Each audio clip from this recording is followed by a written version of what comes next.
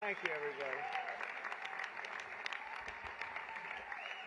Well, thank you very much. It's an honor. And they told me under no circumstances are you allowed to use a teleprompter. And I got up here and I see there's this beautiful teleprompter.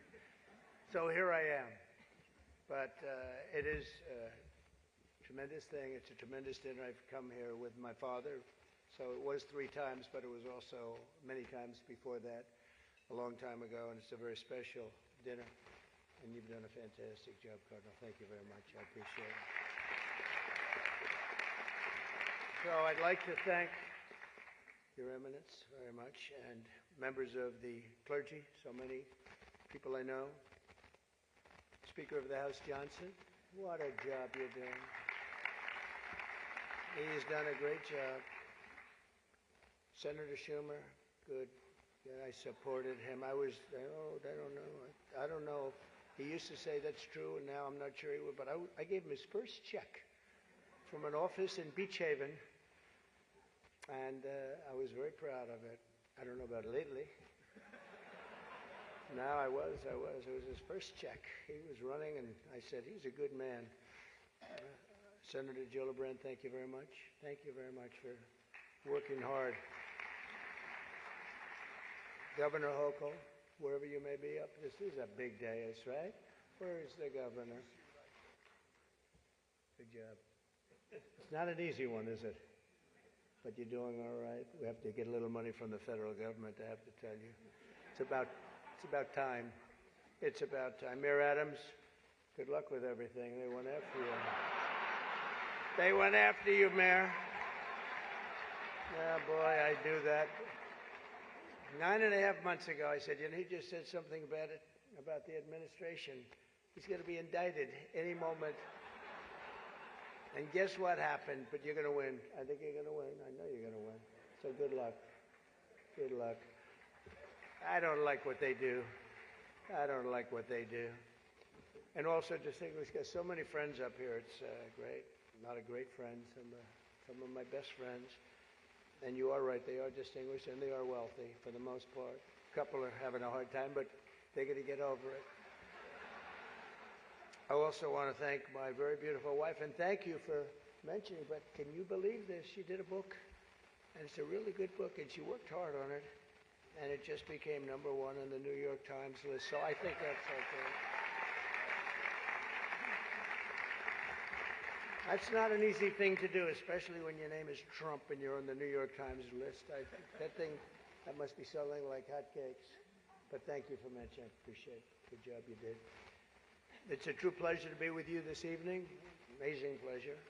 And these days it's really a pleasure anywhere in New York without a subpoena for my appearance. Anytime I don't get a subpoena, I'm very happy. They've gone after me, Mr. Mayor. You're peanuts compared to what they've done to me. And you're going to be okay. But I have to be careful, however, to understand that this will be the first time in the history of this event where jokes will be fact-checked, and they will be. And they will be. It's been a long tradition for both Democrat and Republican candidates for President of the United States to attend this dinner. It's a rule. You got to go to the dinner. You got to do it. Otherwise, bad things are going to happen to you from up there. You can't do what I just saw on that screen. But my opponent feels like she does not have to be here, which is deeply disrespectful to the event, and in particular to our great Catholic community. Very disrespectful.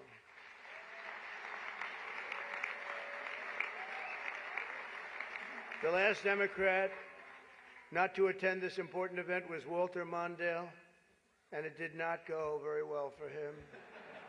He lost 49 states and he won 1, Minnesota. So I said, there's no way I'm missing it. Actually, it was not easy for me to get here tonight. Cardinal, I wasn't going to miss this thing, no matter, I didn't care. I wasn't going to miss it. But that's true, Walter Mondale, 49-1. He was expected to do well, and it didn't work out. It shows you there is a God. I mean, for those people that are questioning it. I understand the real reason that she's not here is she's hunting with her running mate, spending a lot of time hunting.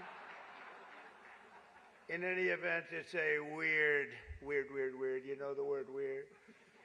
They call me weird. They call JD weird. We're very solid people. This guy is calling us weird, but this was weird that the Democrat candidate is not here and with us tonight. I want to also congratulate somebody's going to make us all healthy. RFK Jr., we love you. I don't see him. He's campaigning all over the place. He's campaigning. You're all over. Hello, you both. Nice to see you both. You're doing a good job. He's a great guy, too. He really is. He's going to make us a healthier place. We're going to let him go wild for a little while. Then I'm going to have to maybe rein him back. Because he's got some pretty wild ideas, but most of them are really good, I think.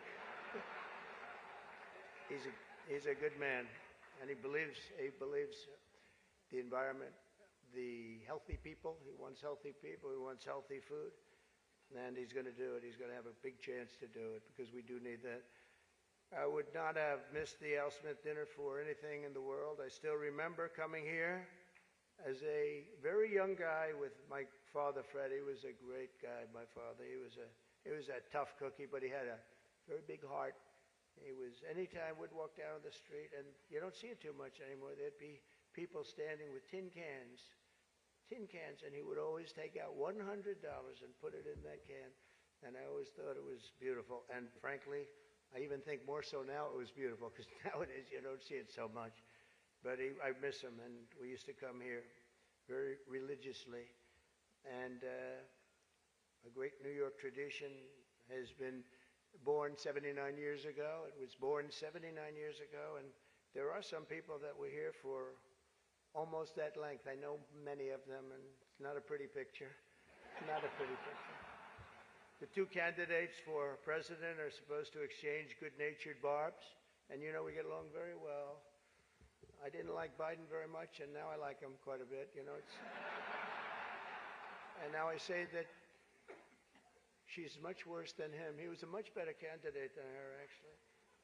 And when we hopefully win, dispose of her, I like her a lot, but right now I can't stand her. It's true. I can't stand her. I've never liked people that I was competing against.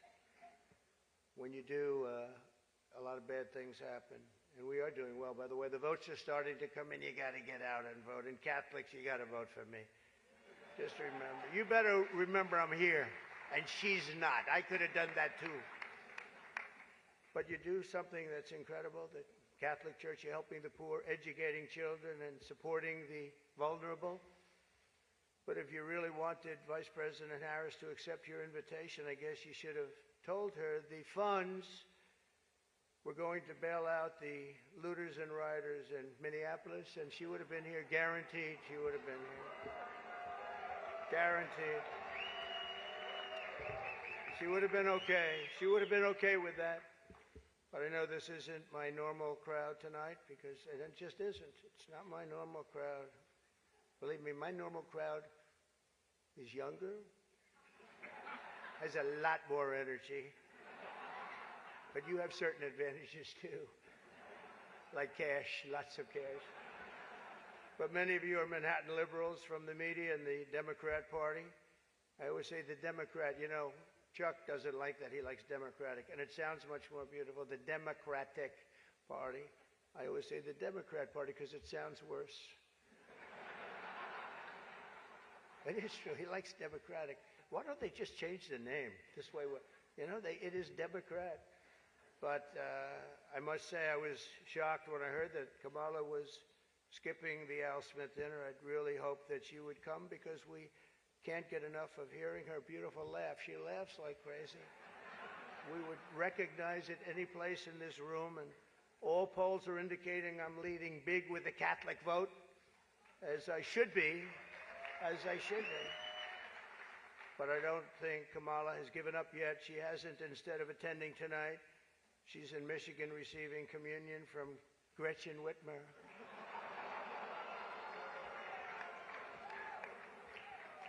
That's not a pretty sight.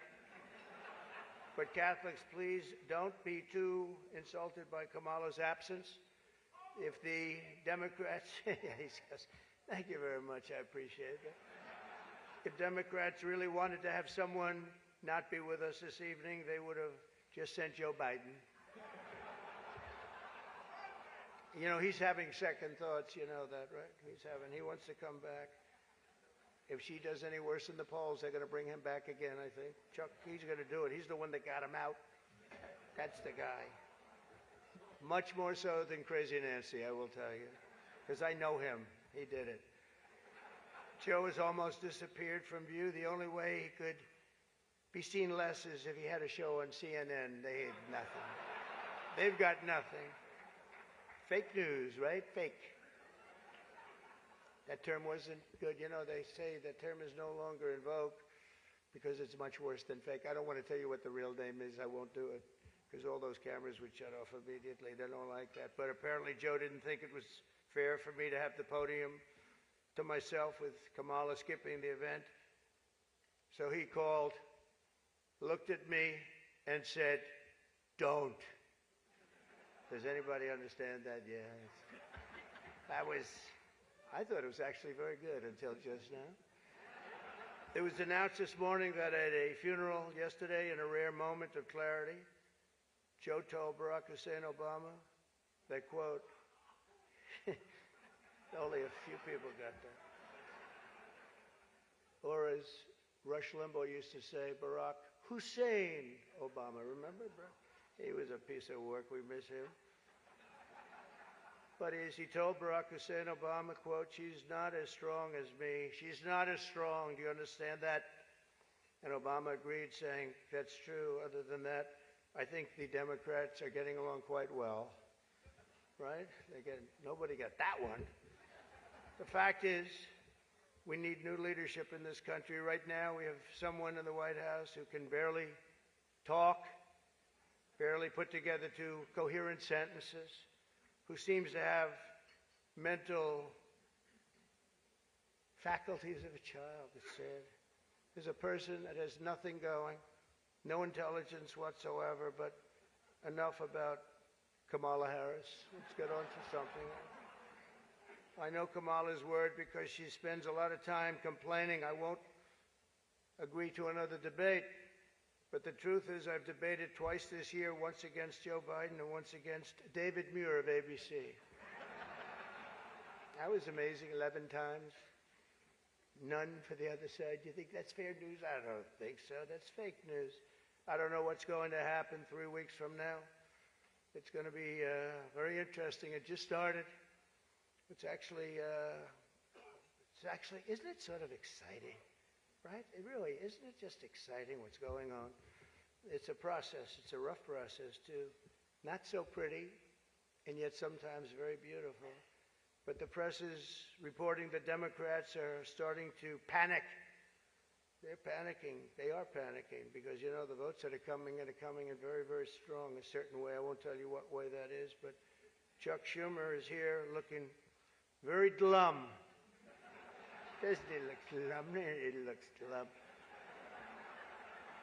But look on the bright side, Chuck, considering how woke your party has become. If Kamala loses, you still have a chance to become the first woman president.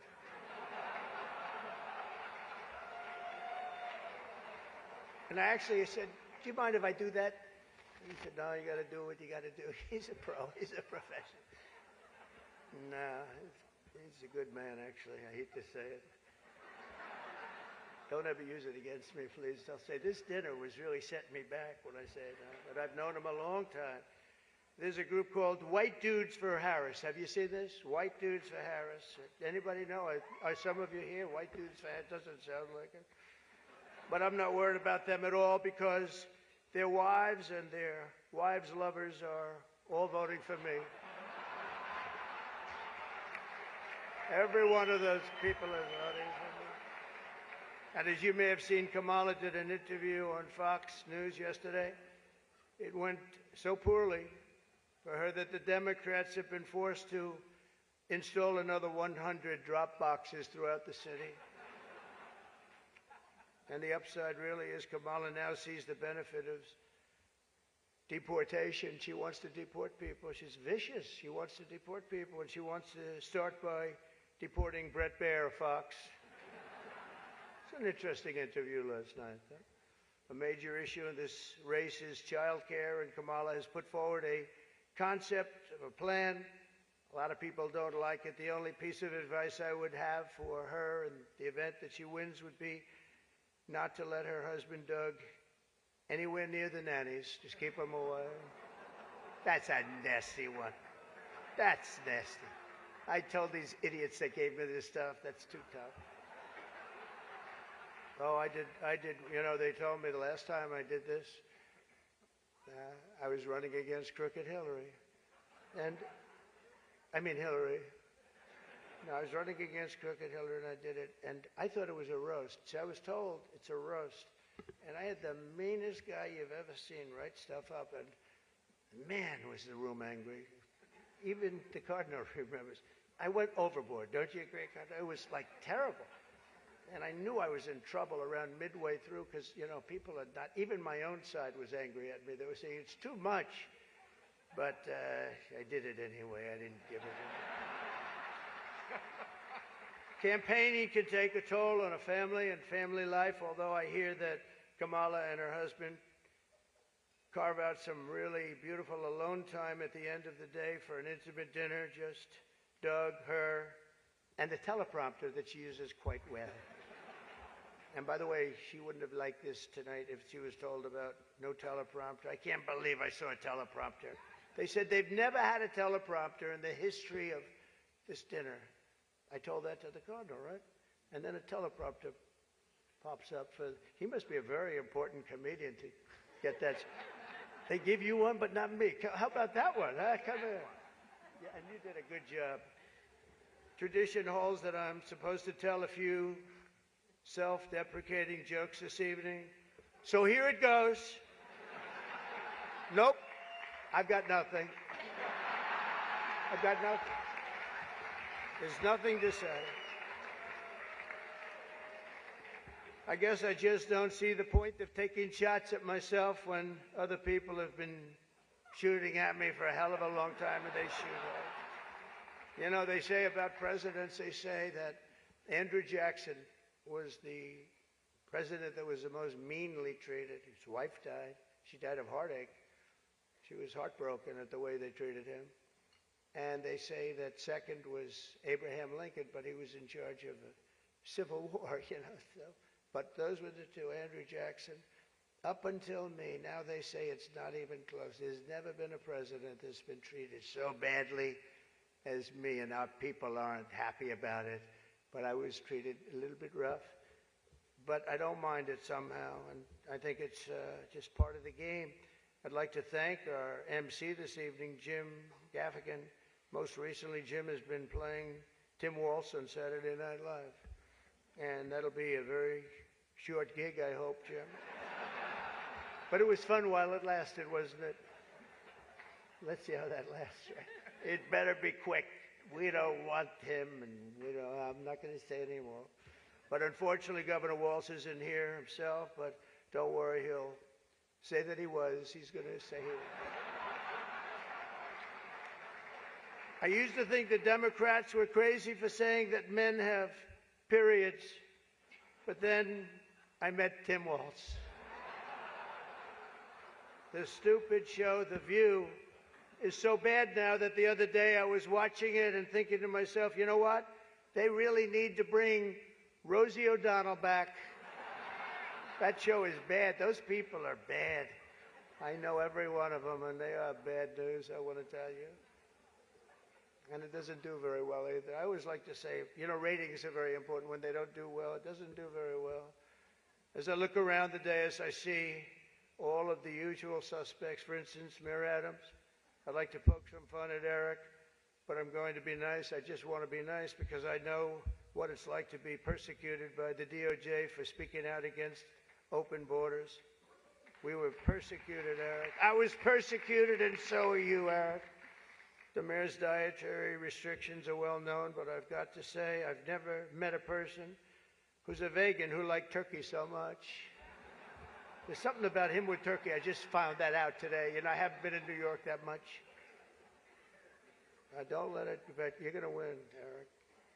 We have another former New York City mayor with us, frankly, easily the worst in our history. And it's not Michael, that I can tell you.